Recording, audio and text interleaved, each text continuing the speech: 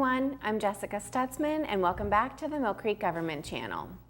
The Northwest Pennsylvania Canine Search and Rescue Team is a volunteer group that is dedicated to assisting public safety agencies in finding missing people. Joining us today to talk about this special organization, we have field team member Megan Sullivan and Crawford. Megan and Crawford, thank you so much for joining me here today. I really appreciate it. I know you guys are very busy out in the field. Your organization is on call 24 hours a day, 365 days a year. So I just want to thank you for taking the time to come here in the studio and chat with us. Of course. Again, your organization does cover a lot of ground in Northwest PA. How are you dispatched and which counties do you service? So we are dispatched through Crawford County 911 and we cover Erie County, Crawford, Venango, Mercer, and Forest counties. And that's a lot. That's a wide range. Yes. How many members do you have in your organization? So we currently have 30 members. So 18 of them are search responders. 8 of those responders have canines of their own. Some have 1 canine, some have 3 canines that they work. And then we have 12 that are auxiliary members. Okay. And with that ground that you have to cover, how many calls do you typically receive in 1 year? So last year we had about 18. This year so far we've had about 8 of them. Okay, okay. And those particular situations, you're dispatched, but you guys all have to work, you know, your day jobs, yes, so to speak, and so you get that call, and then what happens from there? So depending on who can and cannot go due to work schedules, we have this app, it's called Active 911.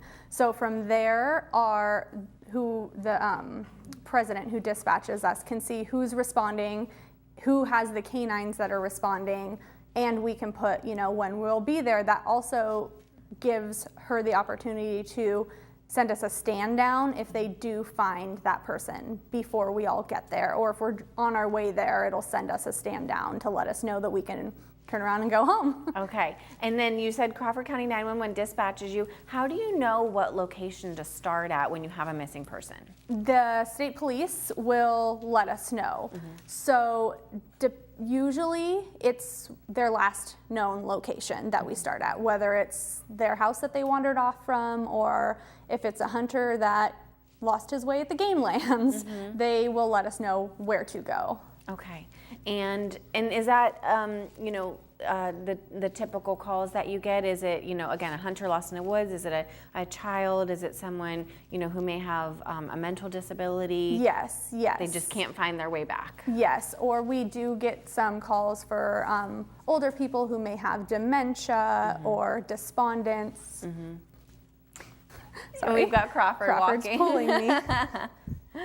Walking around the studio. He is beautiful. Tell me about Crawford. What kind of dog is he? So Crawford is a silver lab. He is 2 years old, and he is training to be a trailing dog. Okay, and let's talk about Crawford. Actually, he has a really special situation. When did he get started with the organization? So he started, I picked him up from the breeder on a Friday, and he came to training on a Sunday. Okay. So when he was 8 weeks old, he started. And what made you want to become involved with the organization? I am actually from California. My dad does urban search and rescue out there, and I think it's fascinating. I want to be able to, you know, help find somebody's missing loved one to help bring them home or closure in certain cases. So I looked up online what we had around here and went from there. And we're so glad that you did. Crawford, you got him started as a puppy. Yes. And what kind of training did you have to go through as both the handler and the canine to become certified? So I joined the team a little bit before I had him, because in addition to just working our canines and being able to read their little subtle clues that they give us to if they have scent or not, we also have to know first aid. We have to know how to use a map and compass. We have to be able to navigate out of our search area and not become lost ourselves. So that all ties into it. So luckily I did start a few months before I got him, so I was able to work on some of those skills before I had him, because when we're at trainings, not only am I training with him, but I'm also training myself to perfect those skills that we need. And Crawford had a special situation, a special circumstance. He was trained, and actually let's talk about the 3 types of search dog disciplines, and then we'll get into Crawford situations. But what are the 3 types of disciplines that we have? So we have trailing, which the trailing dogs are scent specific. So they are given a scent article that hopefully nobody besides that missing person has touched.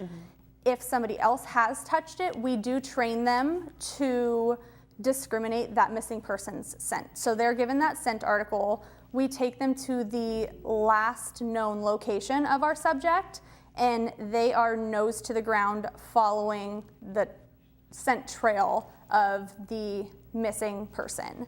We also have air scent dogs, which they are not scent specific. They are just looking for any general human scent. So typically in those cases, when we get called out on a search, we have our whole search area that we look at and we plot a different acreage for each of the air scent dogs.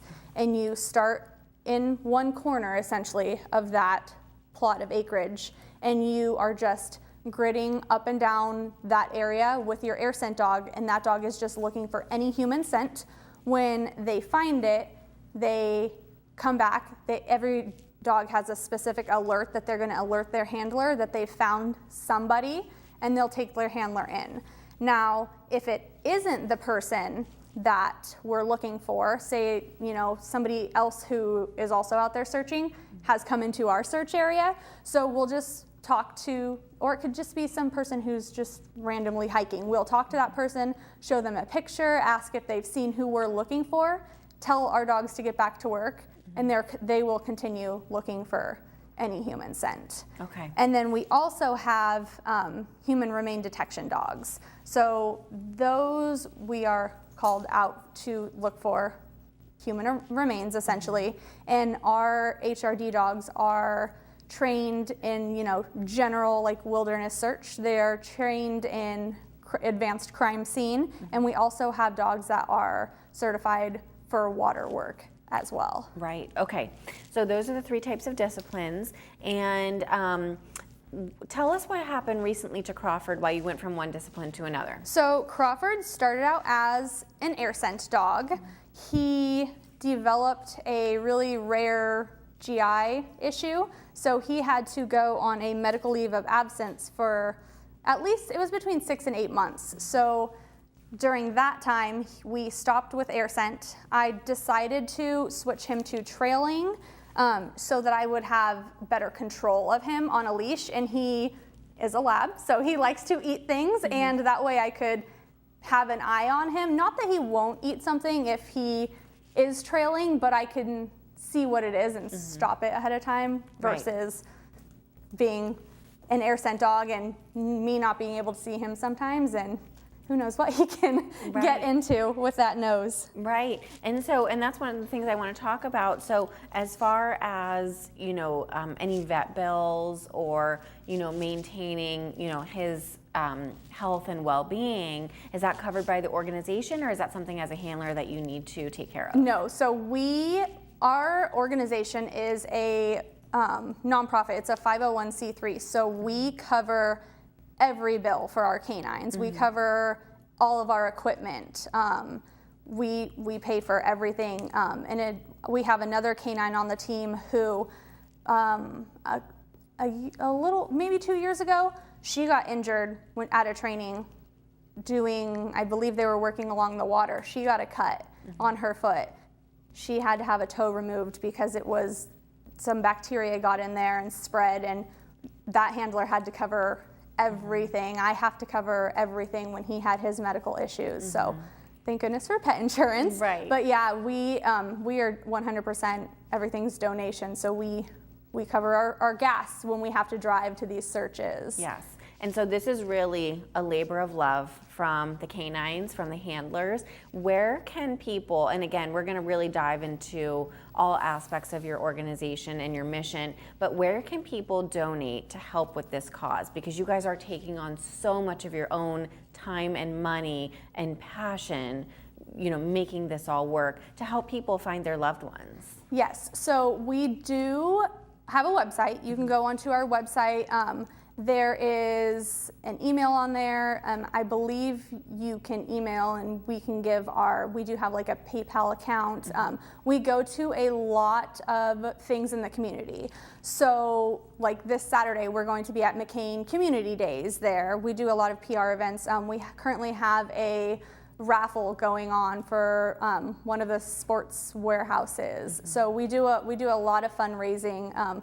We used to go before COVID, go out and like front of Walmart and stuff like that, talk about our team. In August, on the 2nd actually, there is something called National Night Out. So we will be dispersed throughout the county at a few firehouses and township buildings where they're having events there.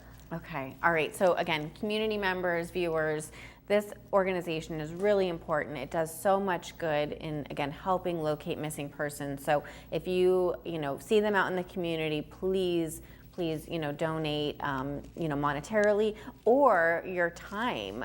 If you have a canine or don't have a canine, you have a need for volunteers. Yes. So what does recruitment look like for people that are interested in participating, and also what are you looking for in the canines as well? So for people in general, you can go to our website and you can email us if you're interested. We train every Sunday at different game lands throughout not only just like Erie County, but sometimes we go into Crawford County. So we train every Sunday. You are more than welcome to come out to a training, see how it is. Sometimes we're out there for 8 hours in the heat, so sometimes it's a little more, I think, than what people expect, but we invite everybody to come out and train with us, see how it goes. In regards to canines, we like them to be under the age of 2, mostly because it does take at least 2 years to train and certify your canine. So if you have a canine that's 6, they would be 8 by the time they're certified. And how long are they really going to be able to work that you just put all that work into them? But we don't have specific breeds on our team. We have English Shepherds, we have German Shepherds, we have Labs, we have some cattle dogs and hound dogs. So we have an Airedale. So there's not really a specific breed. They just want to work. And we have a member who had got I believe he was a border collie, got him to be a search dog. Wasn't for him. So then she now has a different dog, and that dog, who is now her partner, she adopted from, I believe, the Anna shelter. So there's not really a specific, and again, it's for some canines and it's not. And she was able to tell early on that it was not for him. So you also take shelter dogs? Yes, oh yes, yeah. Okay. And how long does it, you said it takes 2 years to train the new human and canine members. What about if you don't have a canine but you do want to volunteer your time? What kind of roles do you have for those kind of people? We have a lot. Okay. So we do a lot of things. So grid and foot searches, GPS navigation, ropes, first aid, wilderness first aid. There's so much to do, and just because you don't have a canine doesn't mean you shouldn't be a part of the team. We, when the canines work, we have our field members, they also go out with us in a group, and they are helping. A lot of times the canine handlers are watching their canines for those subtle hints that they have caught some type of scent. So the other team members that are out with us, they are making sure we're staying in our area, making sure we're going the right way, looking around for clues, something that we could miss while we're watching our canine. Keeping track of other people who may also be searching with us, volunteer civilians or fire department personnel, making sure that everybody's staying together and we don't lose somebody then. We have a lot of use, and they, ropes and stuff like that. So Okay, and what are Crawford's subtle hints, and maybe versus some of the other dogs? So Crawford is not necessarily really subtle. When he is on scent, his tail shoots up, starts going, he starts pulling. You could see his nose twitching. So he has some pretty big changes in body language, whereas we have he's a treeing walker hound mix. His handler, he has worked with him for a long time. They've been a team for a long time. She'll see his subtle hints that I honestly couldn't tell you what they are because I'm not his handler. So she will see them and recognize them where we won't. So every handler is really in tune with their canine to know exactly what, or even like if he needs water, he looks at me a certain way that I know it's water and not, hey, I can't find the trail anymore. So just working, and that's what we've built over his 2 years of training since I brought him at 8 weeks. And like I said, some have been training their partners for 6 or 7 years, so they're even more in tune. What kind of commands do you use out in the field where Crawford knows you're on a job and not just maybe playing out in the yard? So they all have gear, I guess you should say. I didn't put his on him, but because he does trailing, he has a vest that he wears. So the second I pull out that vest, he knows it's time to work. And when I'm ready for him to actually start working, I will give him his scent article. I'll tell him scent, and then I'll tell him to seek, and he takes off. So each of our canines have that specific word that we tell them it's time to work. And same with the air scent dogs. They'll get their vest put on. Their owners will tell one of their words is Sitka, and she just starts taking off. So they all have that special word in addition to their gear that they have put on that tells them it's time to work. And quite honestly, when I put my blue shirt on, he knows it's time to work or go for training, so he just gets excited anyways and loads right on up in the car. And dogs, they love working and they love helping, us humans. Yes. So can you tell of, and I'm sure because this is a really rewarding experience for you both. Can you tell of a success story, without naming any names, but a success story where, you were a part of, finding somebody that you needed that was missing? Yes. So it wasn't me personally. Personally, I have not been on a team that has been right there that has found somebody. But I want to say maybe last year or the year before, there was an older man who had, I believe, dementia, and he just got really turned around on his property.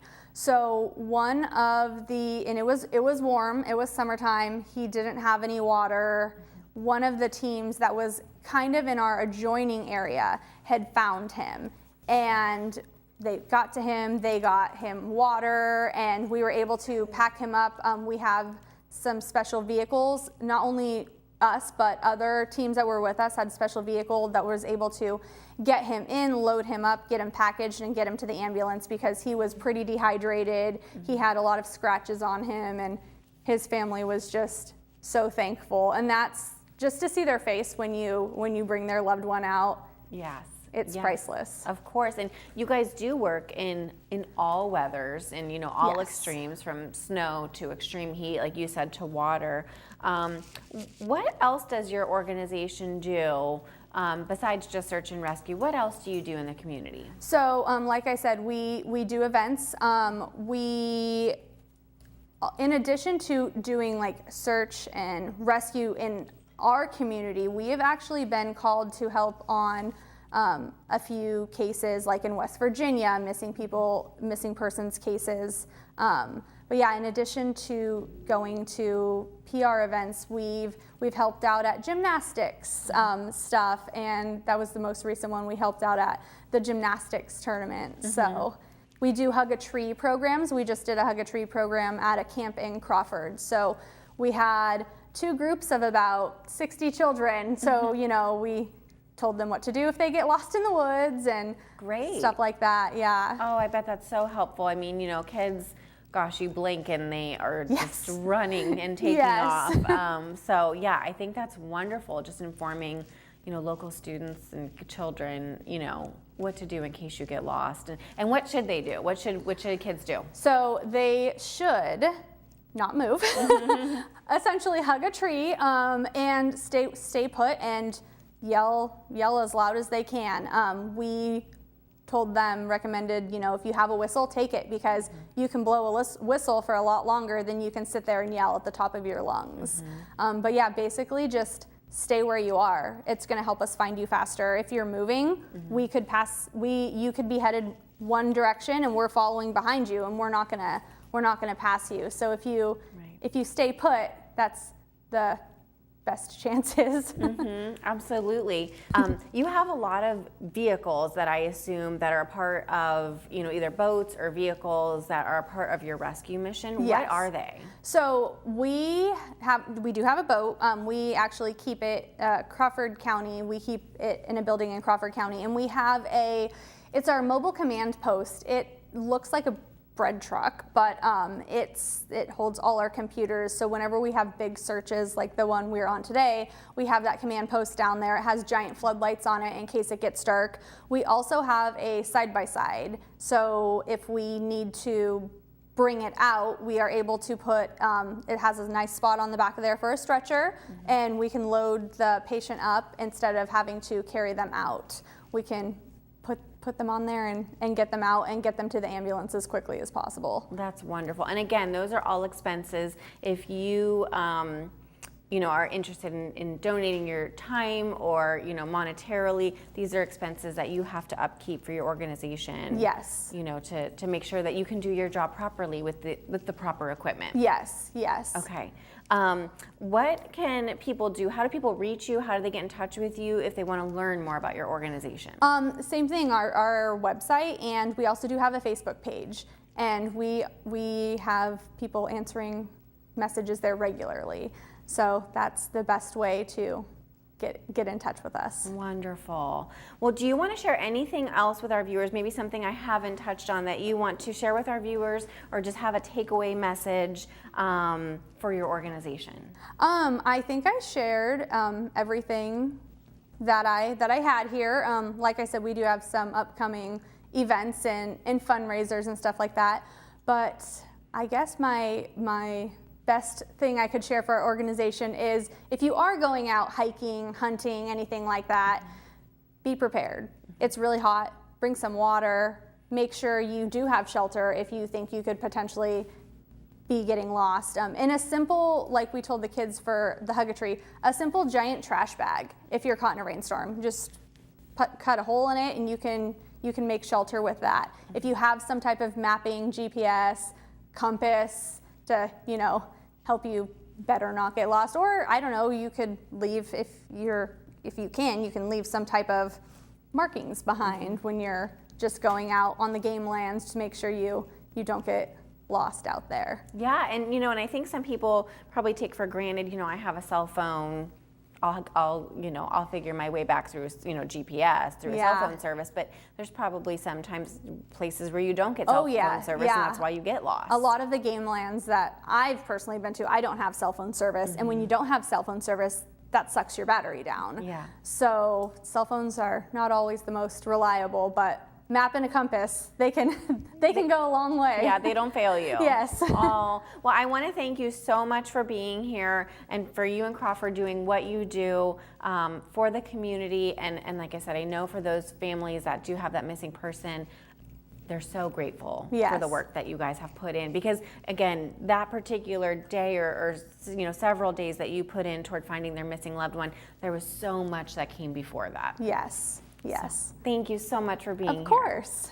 Viewers, I hope that you learned a lot about the Northwest PA Canine Search and Rescue Group. The members put so much time and energy and their own money into this organization to make sure that we're keeping and finding community members and keeping them safe. So I want to direct you to their website and to their Facebook page for more information, and just to get to know them out in the community if you see them at a community event. So I want to thank you for tuning into the Millcreek Government Channel, and until next time, have a great day.